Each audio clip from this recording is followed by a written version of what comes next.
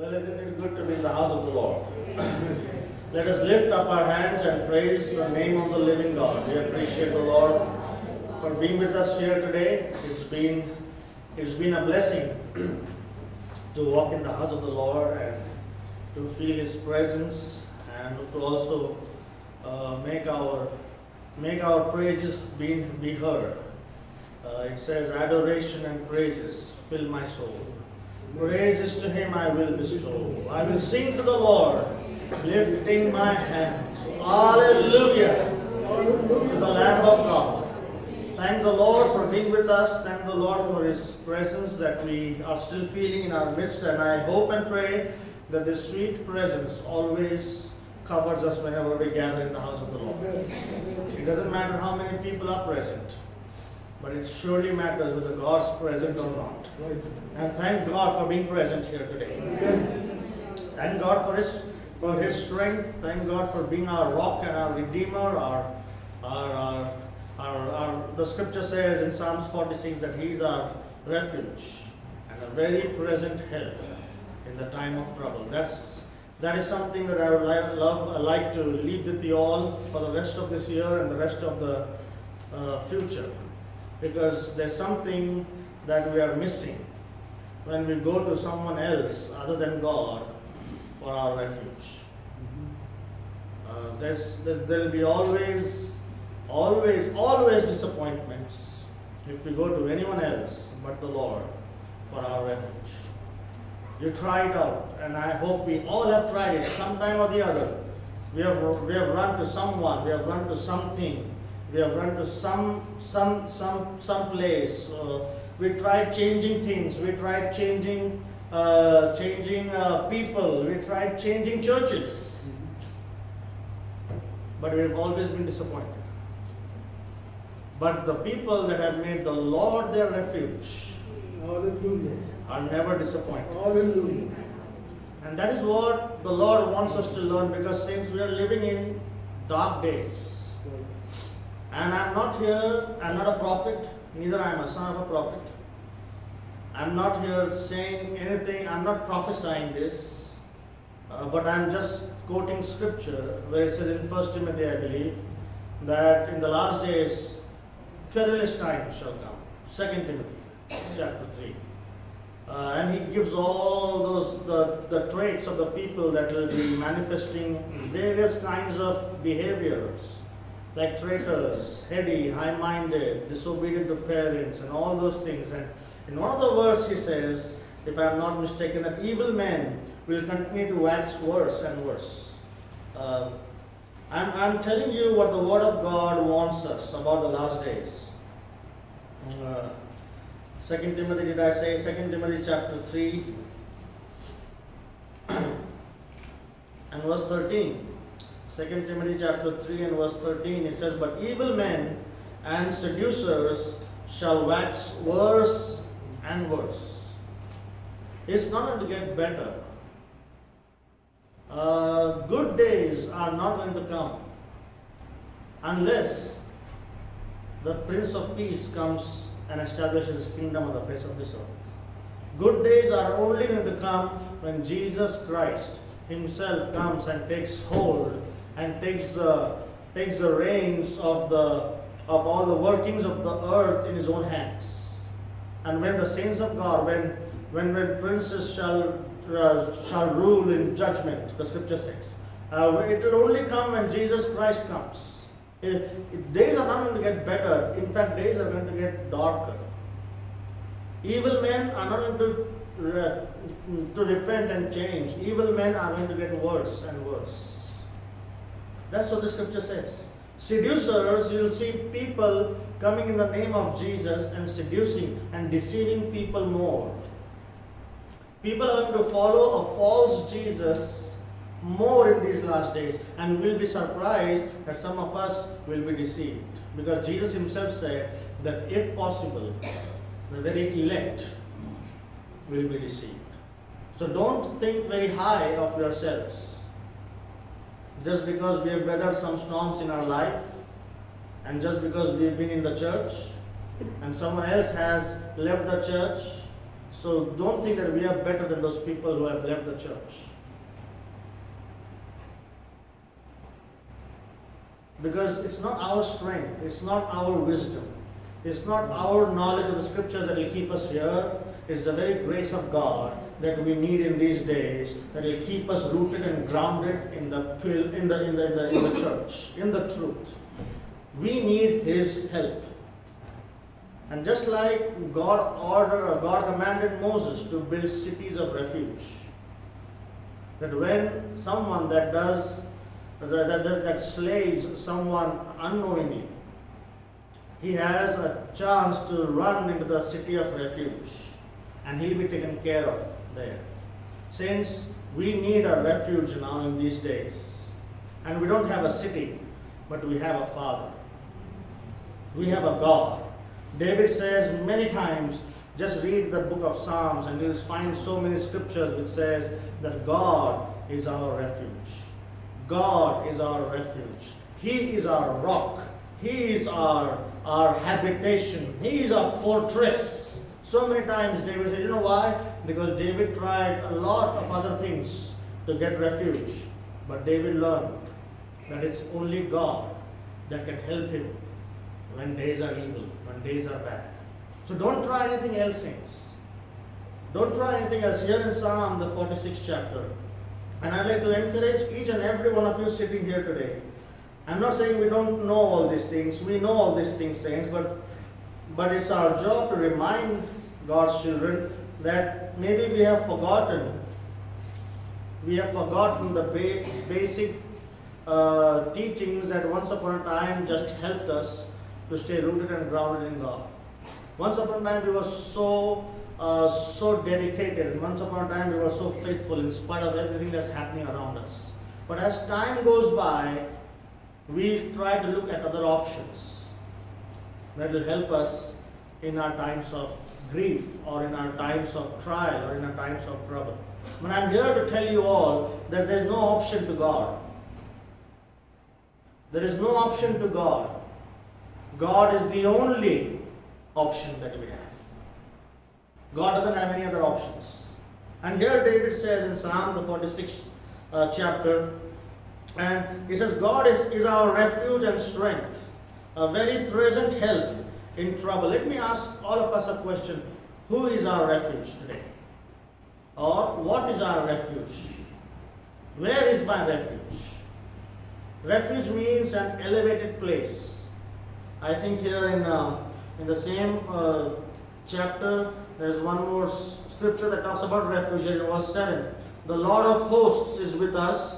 The God of Jacob is our refuge. And the central reference in my Bible says the word refuge means high retreat. It's an elevated place. It's a high place. It's a place that you go for safety when the enemy attacks. And there are various synonyms used in the Bible for the word refuge, like fortress and rock and habitation. And David says God is our refuge and strength, a very present help in trouble. We will need to depend a lot on this promise in the days coming. This is not a commandment, this is a promise, saints.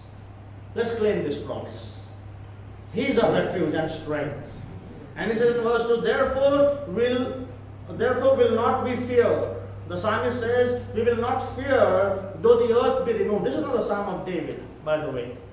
But David also uses a lot of this word refuge in his other psalms. But here this psalmist says that we will not fear though the earth be removed and though the mountains be carried into the midst of the sea.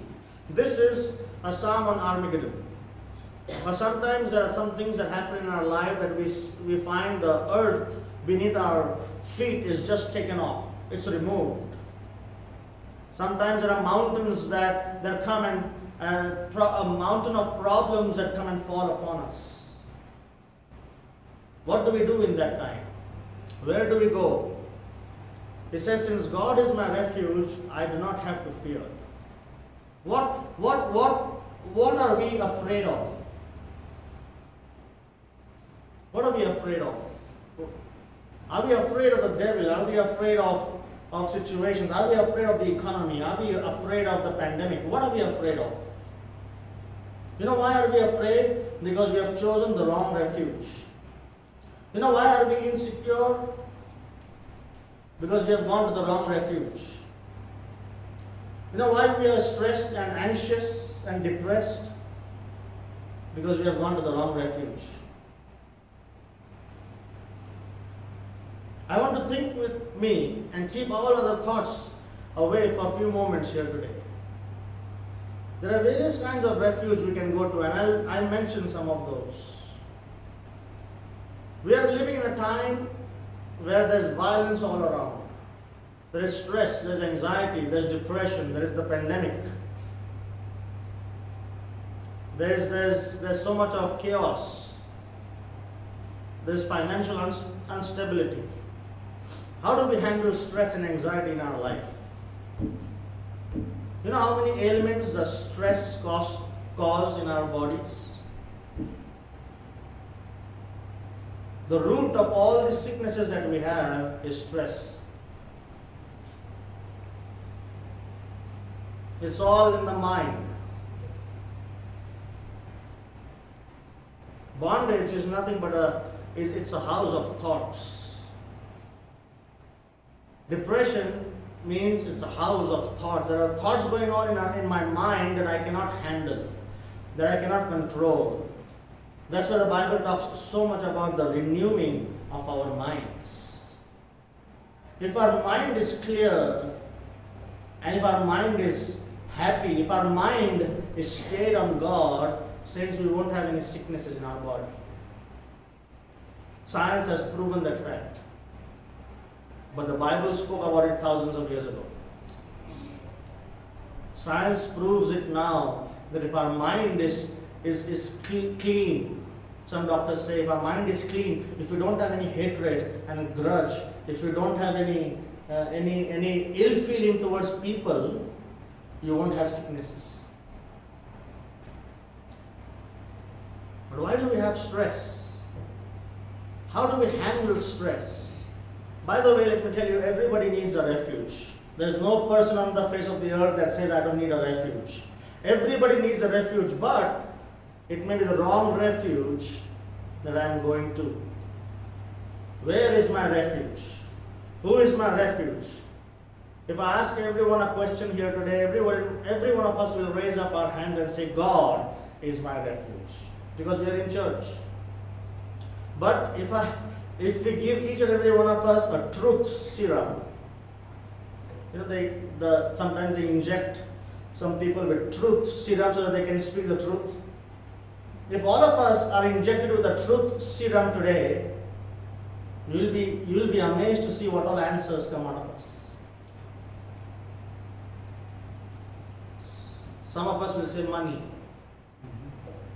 Some of us will say food.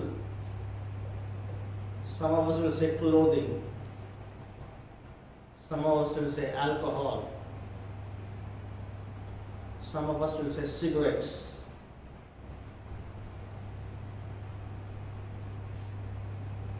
Some of us will say so, Mr. So-and-so, Mrs. So-and-so. Some of us will say pastor.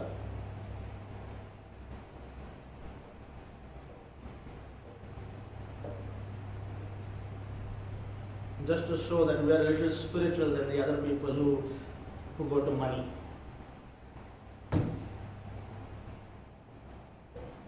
What is our refuge? Some of us may say family, my relatives.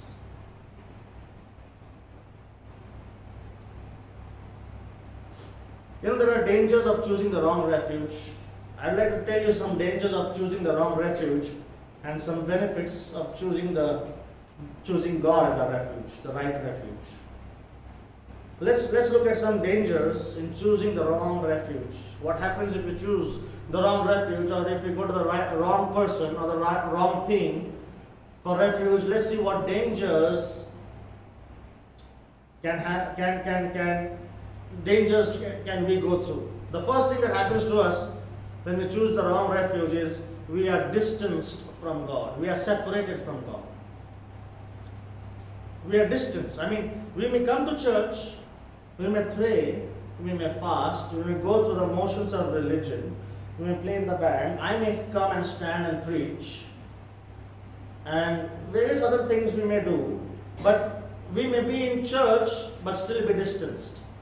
Like two people can live together in a house but still be distanced from each other. Right? The first commandment says that you shall not have any other God before me. And what's a wrong refuge? What's a wrong refuge? That you go to something or some person to get only what God can give you. That's a wrong refuge. Every need that we have in our life, who's supposed to provide it? Who is the one that supplies all our need?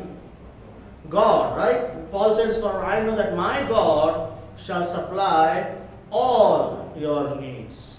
Whom do we go to when we are in need? Whom do we go to when we are stressed? When we are going to someone or something first. Who do I go to first if I am sick? I'm not saying we shouldn't go to a doctor, but who do we go to first? Do we pray? Do we go to God first? Or do we go to the doctors first?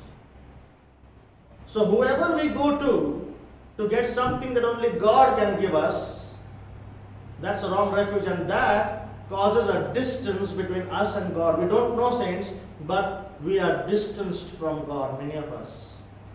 To give you a small illustration that I could think of. It's not a true illustration, I'm just taking myself. If suppose Diana and me are going in a car and I'm driving, and there's a lady that's jogging from the opposite side, and I stare at that lady, and I keep looking at her, what will my wife feel? She won't jump out of the car. But is not there a distance between me and her now? But we're in the same car. We're in the same car. We live in the same home. But aren't we distanced now? It's not a physical distance, it's an emotional distance that is there between me and my wife and me. Sorry. So let me take this illustration a little further. I don't just look at a woman, but what if I go to a woman to meet my needs? What if I go to someone else to meet my needs?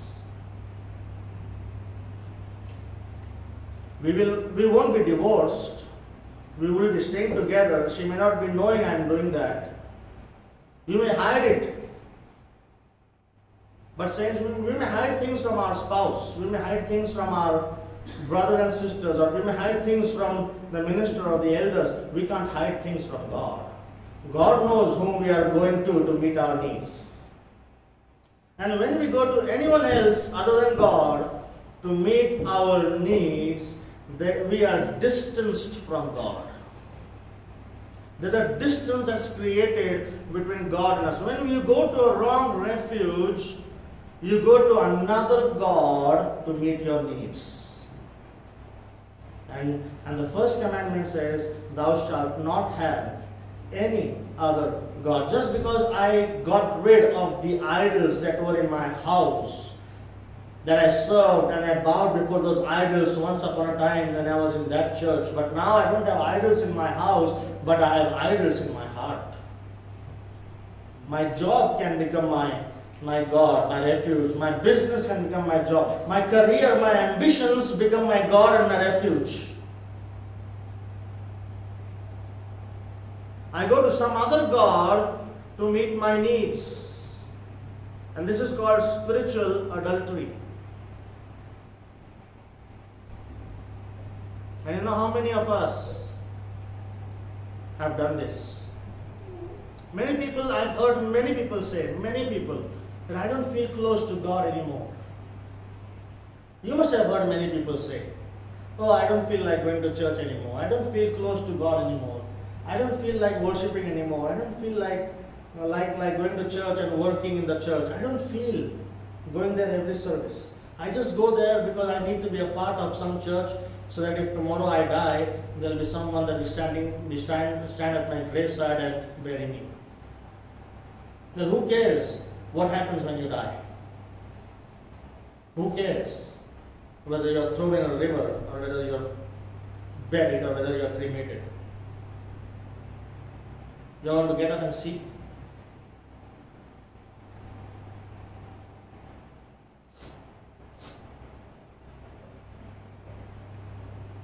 Why do we come to church? You know why we come to church? Because God is our refuge. Our Heavenly Father is our refuge. Let's not go to any other God to get our needs met, saints.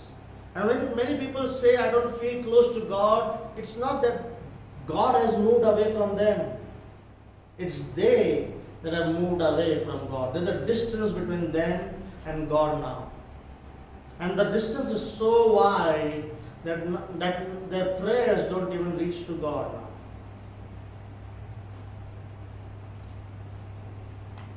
So let's understand, we go to someone else for comfort rather than going to the Comforter Himself. God has given us a Comforter. Are we using the Holy Spirit to comfort us? Are we using the Holy Spirit to lead us and guide us? Or when the Holy Spirit prompts something in our hearts, are we going to the wrong refuge? So there's a distance that is created between God and us when we go to the wrong refuge. The second thing that happens is it causes disappointments. It causes disappointment. Satan says, come over here. Come this side and you'll be happy. Do this. Go suck a cigarette. Go and get yourself a bottle of liquor and drink it every day and you'll be happy.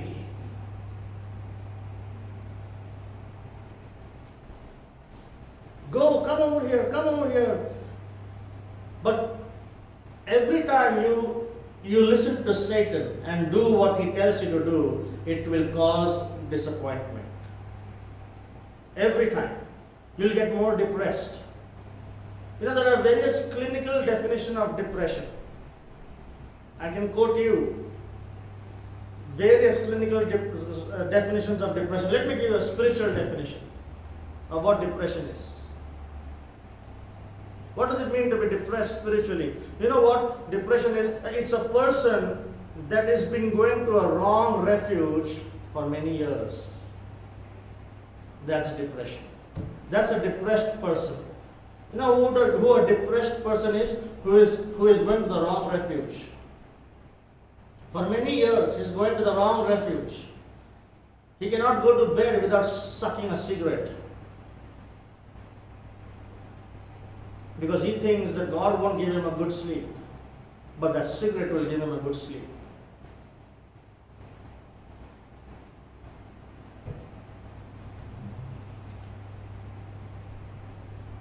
Depression is a person going to the wrong refuge for years, and Satan pretends to be a comforter.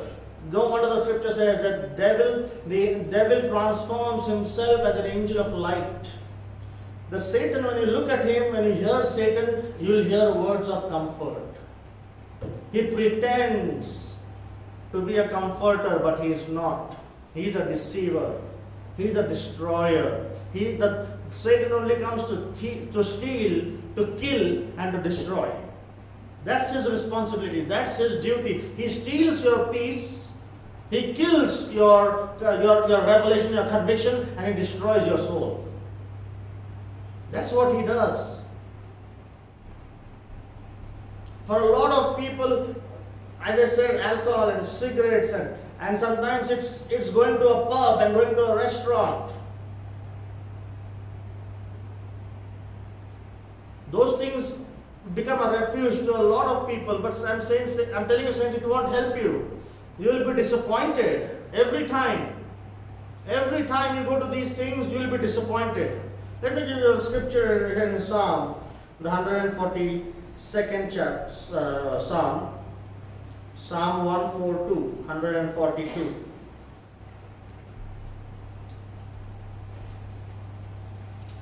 verse 4 and 5. Now this is David when he was in the cave and he was running away from Saul. He had a lot of stress in his life right now. And he said, I looked on my right hand and beheld, but there was no man that would know me. Refuge failed me. No man cared for my soul. For a few moments, David tried to go to the wrong refuge. He tried to go to man for help.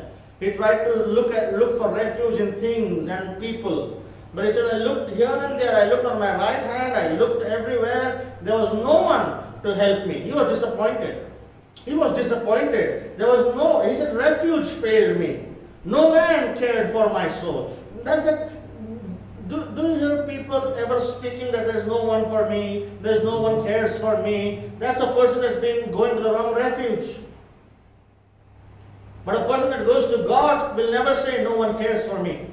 There's no one for me. And since we all think that way sometime or the other, I have thought that way, that there's no one for me. No one cares for me. You know why? Because I was going to the wrong refuge. But here he says, verse 5, David realized that he was disappointed and that's the wrong thing. And he says, then I cried unto thee, O Lord. When was the last time we cried to the Lord, saints, for help? When was the last time we lifted up our hands and we say, God, I am sorry. I am disappointed. I am sorry. He said, I cried unto thee, O Lord. I said, thou art my refuge and my portion in the land of the living. And after that, David wasn't disappointed. David wasn't disappointed in the cave. In fact, he encouraged his soldiers because he had gone to the right refuge now. So it will always cause disappointment. The third thing it causes is destruction. Destruction. Going to the wrong refuge will never build you up. It will destroy you. It will destroy you. It will destroy your spiritual life. It will destroy your physical health. It will destroy your mental peace. It will destroy your family. It will destroy everything you put your hand to.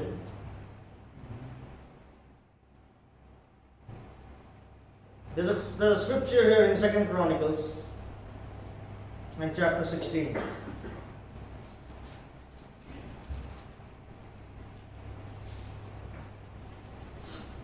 It's talking about King Asa.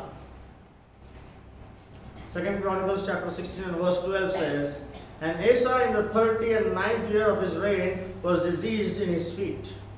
Now here's a king that's really unwell. Until his disease was exceeding great, yet, in his disease he sought not the Lord, but to the physicians. And you know what happened in verse 13? He was destroyed. He died. He slept with his fathers and died in the 41st year of his reign. He didn't die because he went to the physicians. I'm not saying that we shouldn't go to the doctors. He didn't die because he went to the physicians. He died because he didn't go to God first.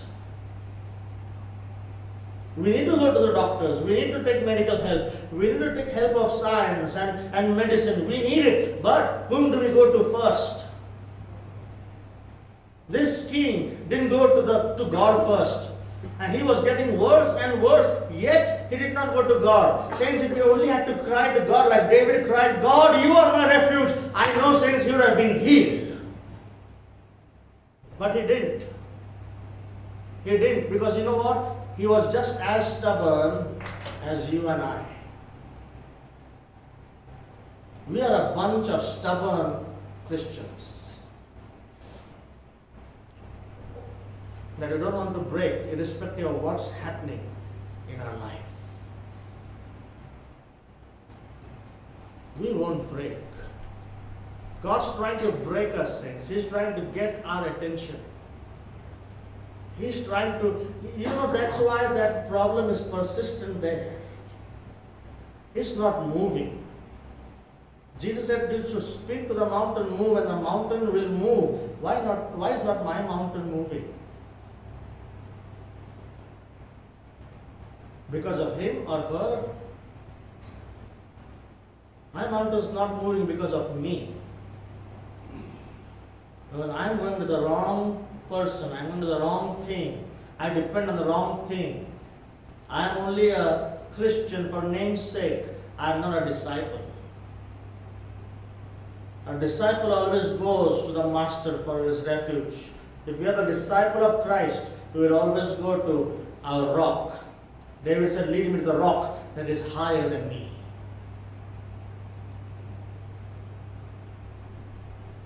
And will not be destroyed, saints. This king was destroyed because he didn't seek the Lord. His refuge, in whom he trusted and went for help, was not the Lord first. Food can be a wrong refuge. Shopping can be a wrong refuge. Caffeine. I'm stepping up on toes now. Caffeine, too much of caffeine can be a wrong refuge.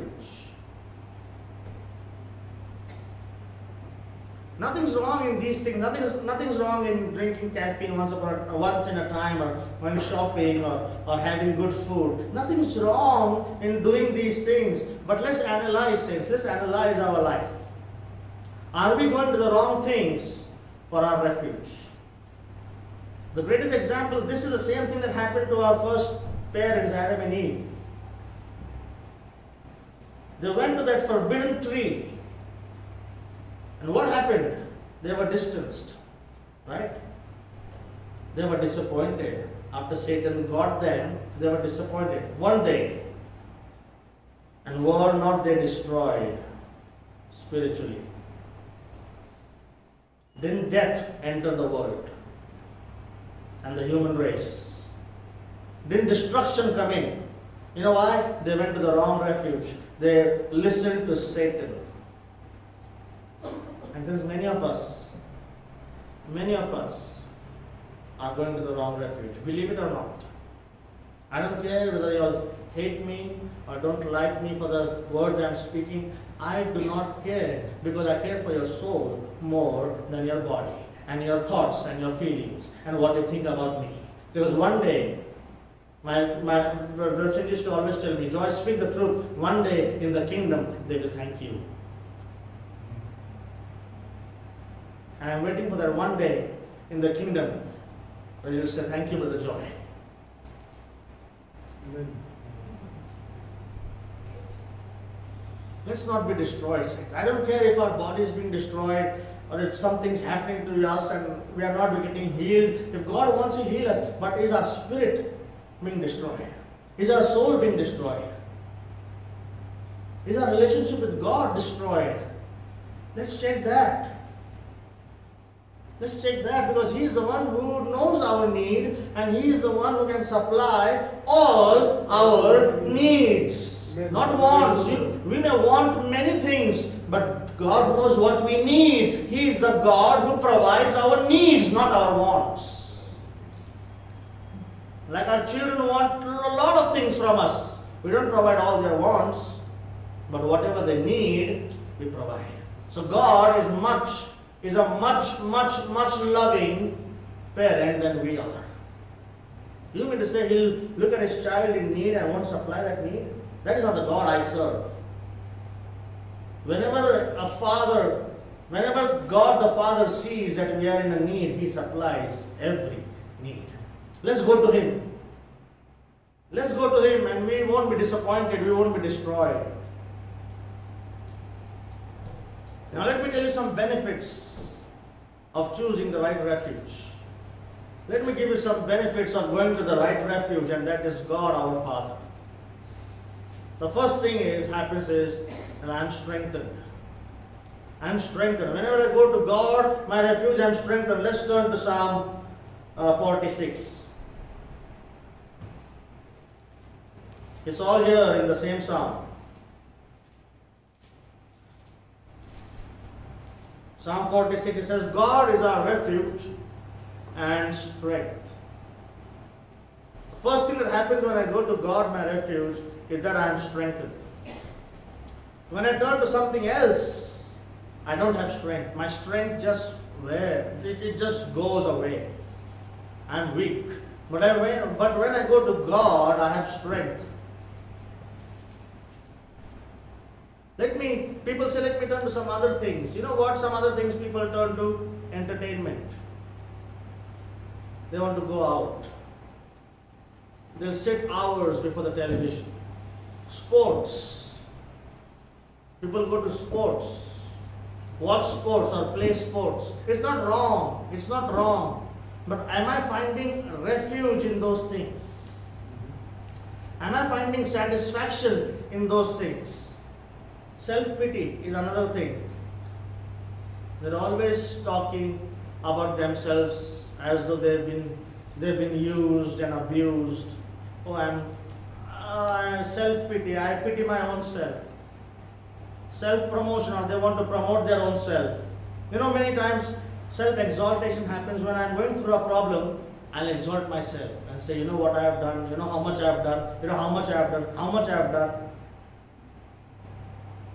You see a child of God when they are going, some of them when they are going through problems, they'll exalt their own selves and talk about things they have done.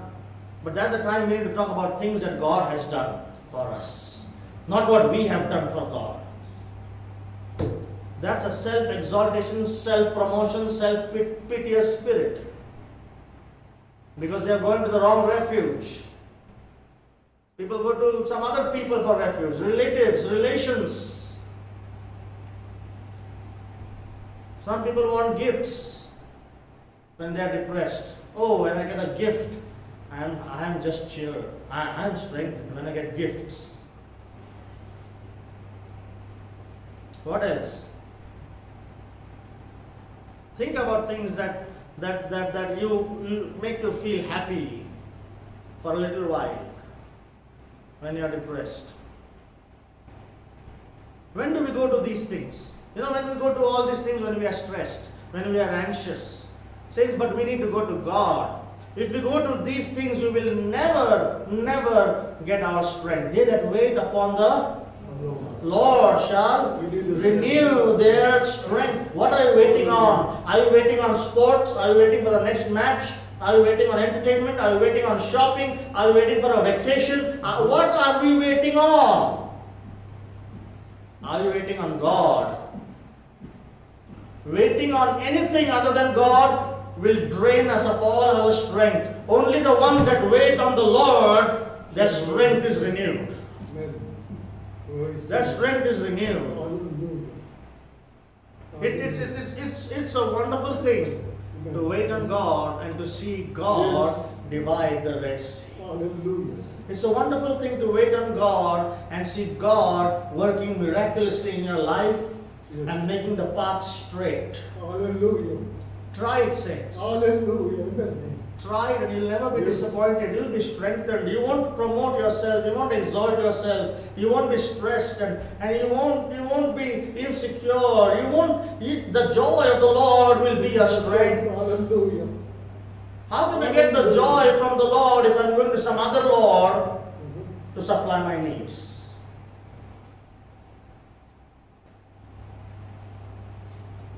If I want the joy from the Lord, I need to go to the Lord that provides that joy.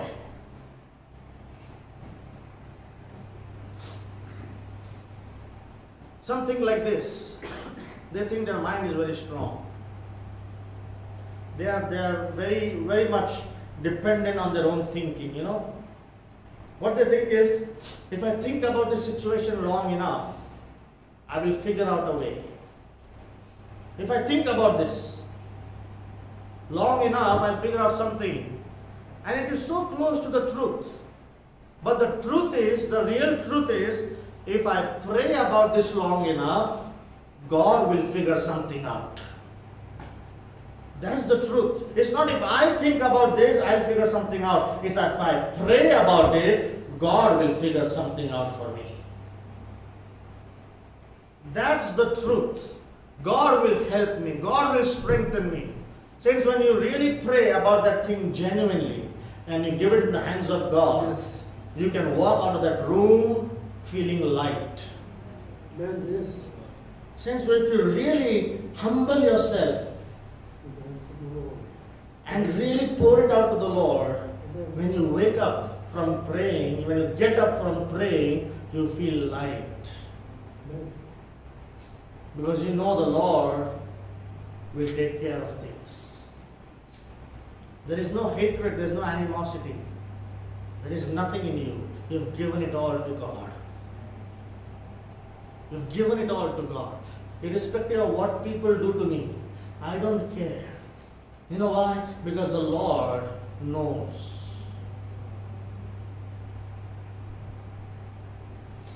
What are we so dependent on? That's also, saints, one of the reasons, I'm telling you straight, that's also one of the reasons why we get demonic dreams. You know why we get demonic dreams? Because our mind is not on God.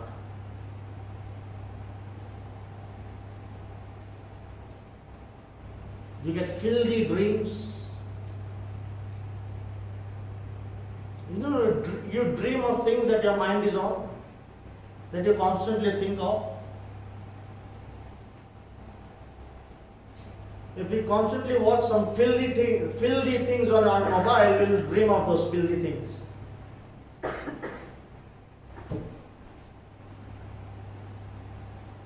If our mind is not stayed on the Lord, the scripture says somewhere, great peace have they whose mind is stayed on the Lord. Great peace have they. You know why there's no peace, there's no joy, there's no rest?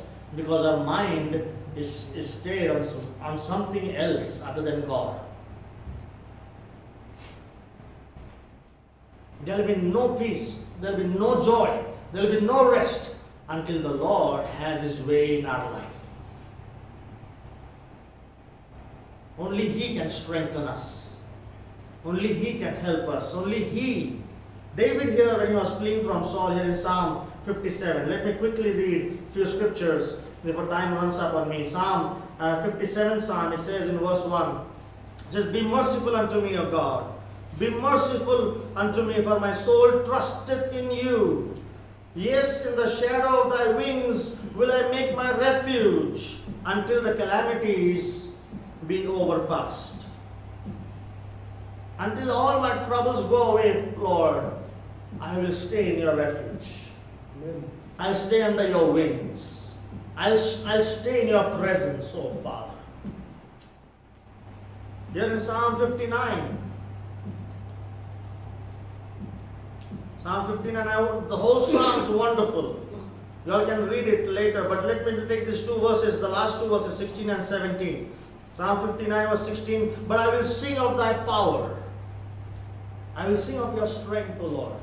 You are my strength, O Lord. My heart trusted in you.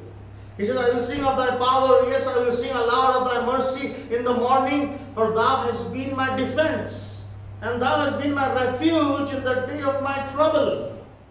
Unto thee, O my strength, will I sing. Who's my strength?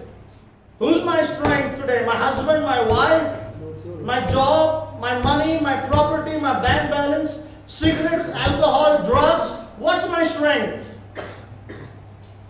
David said, unto thee, O my strength. David didn't tell his servants, oh, get me some weed, get me some weed, get me that thing, let me just smell it.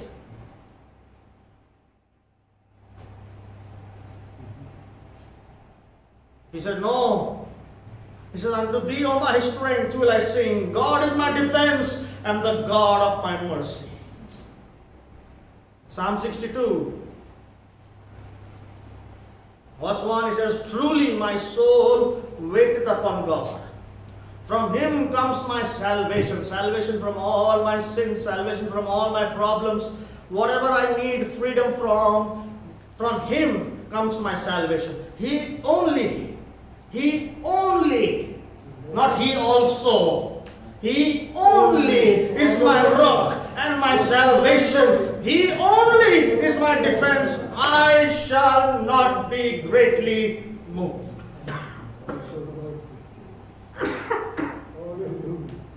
Let people do what they want to do, he says in verse 3. Verse 5, my soul, wait thou only upon God. Only, again, he uses the word only. He doesn't say, my soul, wait thou also. Does he say also? You know what? God is an also for us. God is also an option for us. He says God needs to be the only option for us. Amen. And unless God is the only option, we won't find our strength. Right. God is also an option for us all. You know how sad God feels about it? That these people use me also as they use other things. Is God to be used and made used of? It says in verse 6, he only. Says, I was amazed when I read this word only. Only. Why does David use the word only? You know why? Because David had tried everything else. Solomon tried everything else. In the end, he says, vanity of vanities. You do everything. You build the biggest mansion. You build the biggest business empire. You build the biggest company. You build the biggest ship. You build the biggest airplane company. Whatever. Solomon said, I've done it all. But I've come to know everything under the sun is vanity. Only one person who's above the sun is worthy. You know, we look at everything under the sun, but we don't go to the person who's above the sun.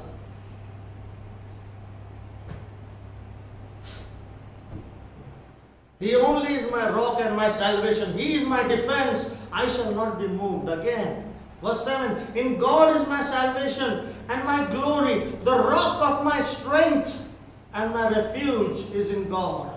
Verse 8. Trust in Him at all times.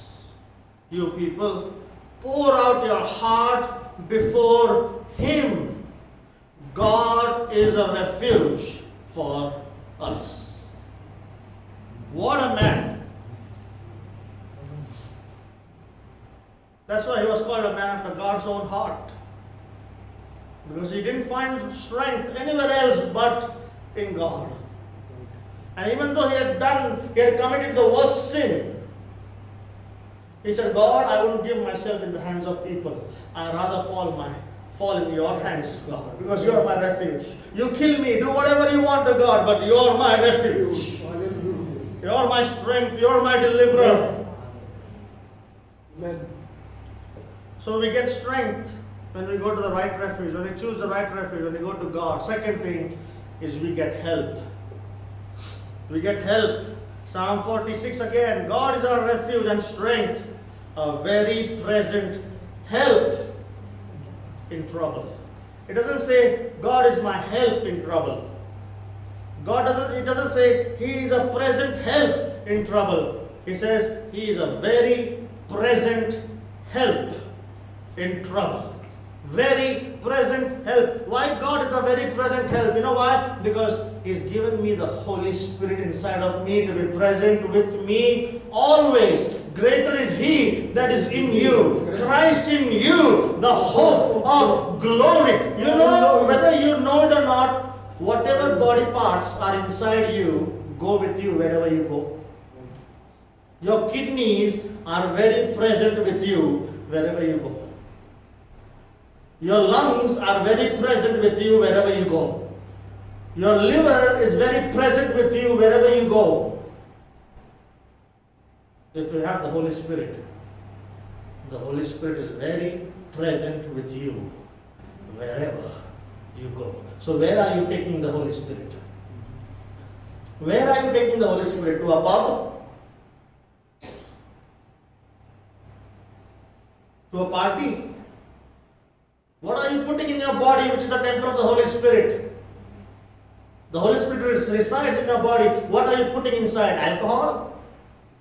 Cigarettes? Drugs?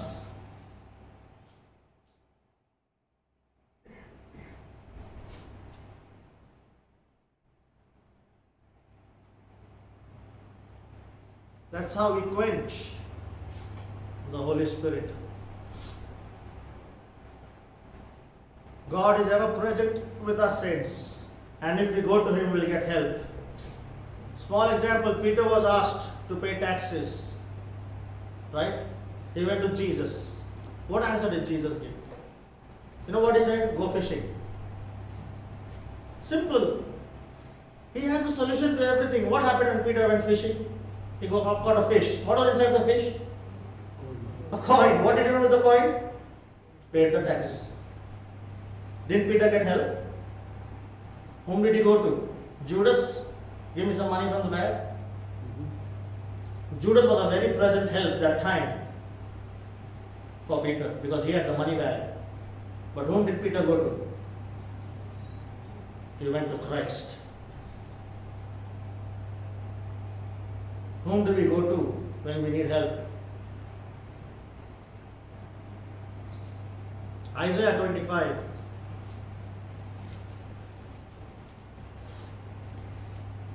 Isaiah 25, let me read a few verses here, verse 1 onwards. O Lord, thou art my God. I will exalt thee. I will praise thy name, for thou hast done wonderful things. Thy counsels are of old, are faithful and truth. Thou hast made of a city an heap, of a defenced city, a ruin, a place of strangers, to be no city, it shall never be built. Therefore shall the strong people glorify thee, the city of the terrible nation shall fear thee. Verse 4, for thou hast been a strength to the poor, a strength to the needy in his distress, a refuge from the storm, a shadow from the heat. And when the blast of the terrible ones is as a storm against the wall, he says, you are strength, you are refuge, you are a shadow. Whatever we need in life, saints, whatever you need protection from, whatever you need safety from, whenever you need help, there's only one person you need to go to, and that is our Father which is in heaven. He is the only person that can help us whenever we need help. And the third thing that happens when we go to the right refuge, in Psalms 46 once again, I will have no fear. I will have no fear. Psalm 46. Therefore will we not fear. We will not fear. 1 John chapter 4 says, there is no fear in love. And God is love. So there is no fear in God. There is no fear in God. If you abide in God, Psalm 91 is not for everyone. Psalm 91 is for the one that go to the Lord and run to the Lord. He that abideth in the secret place of the Most High shall dwell under the shadow of the Almighty. And because it goes down in the Psalm and says, because he had made the Most High God, my Lord, his refuge. Because he's made me his refuge, I will bless him. Isn't it? Isn't it Psalm 91? Or if I'm wrong, I just don't want to say things without checking it here. In Psalm 91, it says, verse 9, because thou hast made the Lord, which is my refuge, even the Most High, thy habitation. Because you did this, now in verse 10, no evil befall you. Why is evil coming upon us or our family? Because we are going to the wrong refuge, my dear brothers and sisters. We are going to the wrong place. Why is there so much fear in our hearts? Fear. What are we afraid of? Why there is so much of fear about the future? Fear about this thing, fear about that thing. Why so much of fear? 366 times in the Bible it says, do not fear. Do not fear. Why so many times? Because man is fearful. There's nothing wrong in being fearful. But how long will we stay fearful? That's the problem. And the reason why we are fearful, because we have gone to the wrong refuge. That's why there is fear.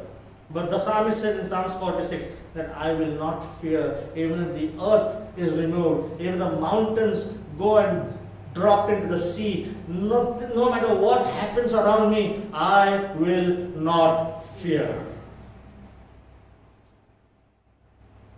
No matter what news I get, one after the other, one after the other. Job said, the Lord's given me, the Lord's taken away. Blessed be the name of the Lord. Amen. Very simple. Why are we so fearful? Satan will always tell you, don't go to God. You've done that same thing so many times. God is fed up of you. Don't go to God. Don't go to Him. He won't help you. He won't help you. That is what the Satan keeps telling you. You're a no good man. You're a no good woman. You're a sinner. You're a worse sinner. Don't go to God. That's a lie, saints.